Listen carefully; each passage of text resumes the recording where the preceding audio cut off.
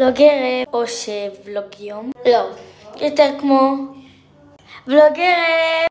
שידור חוזר. 3-4 וולוגרת. אני כאילו, הרגע חזרתי מההתאמנות שלי, אז הורדתי את הקוקו ואני אשכרה כאילו אמורה לחפוף בקיר. וברור, יש לי קיר קטן, כאילו, בשבילכם, אז תפרגנו קצת ולייק. אז אני אתחיל, ואל תדאגו, אני אתקלח באמת במקלחת האמיתית פה, ולא בכיור. אז בואו נתחיל. נתחיל בשמפו נדיר מושלם.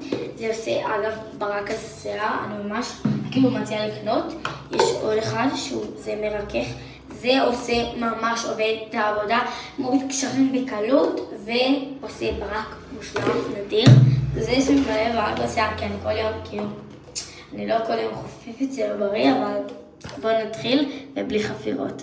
פחות חפירות, יותר שכחתי את המשפט. אוקיי, אני שמה סבון ואני אחפוף. כל מי ששואל למה יש לי התאמנות וחופש, אז יש לי קייטנת התאמנות. בקיצור, כי יש לי אליפות ישראל, ואסור לי לפספס אותה, אז בגלל זה ויסקו שם כמה סבון. אוקיי, אולי זה לא רעיון טוב לחפוף בכיור, כי הסתכלו מה קרה. נכנס לי ליטרלי סבון לעין. אומייגאד. וואו. כמה מה יוצא מזה? איזה מכוערת אני, סתם. אאוץ'. אוקיי. אז אחר כך נתקדם למרכך. הוא מושלם. עושה ברק. וואו. מושלם. בוא נשים. אוקיי, נראה לי שמתי מדי מלא, אבל לא נורא. בואו נשים ונחפוף. תסתכלו איך אני אמורה לחפוף בשבילכם. כאילו, רק בשביל הסרטון הזה אני חופפת ככה. בבקשה תפרגנו בלייק, כי כאילו, מה?